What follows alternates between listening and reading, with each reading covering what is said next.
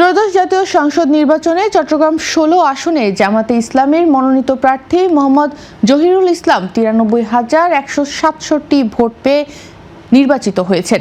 এ আসনে তার নিকটতম প্রতিদ্বন্দ্বী বিএনপির মনোনীত প্রার্থী মিশকাতুল ইসলাম চৌধুরী পেয়েছেন সর্বমোট ৮৩,৫০৫ ভোট।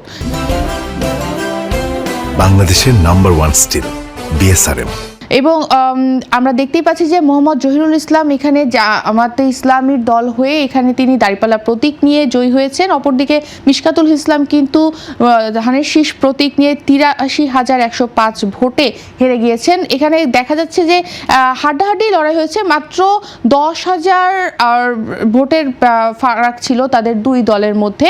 এখানে চট্টগ্রাম ১৬ আসনের মোট কেন্দ্র ছিল ১১৩টি এবং ১১৩টি কেন্দ্রেরই কিন্তু ফলাফল এবার প্রকাশিত হয়েছে।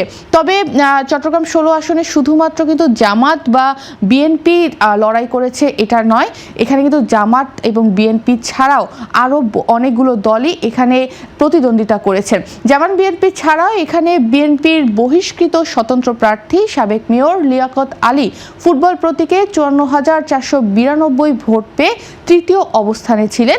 এছাড়া ইসলামী ফ্রন্টের চেয়ার মার্কা নিয়ে ৮৪৪ ভোট পেয়েছেন আব্দুল মালেক।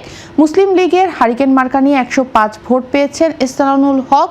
গণপরিষদের আরিফুল হক ট্রাক মার্কা নিয়ে পেয়েছেন ২৪৩ ভোট। আর হাতপাখা মার্কা নিয়ে ইসলামী আন্দোলনের হাফেজ রুহুল্লাহ পেয়েছেন ৪৫৪ ভোট। এ আসনে লিয়াকত আলী স্বতন্ত্র হিসেবে ভোট যুদ্ধে থাকায় আসনের লড়াইটি ত্রিমুখী রূপ নিয়েছিল।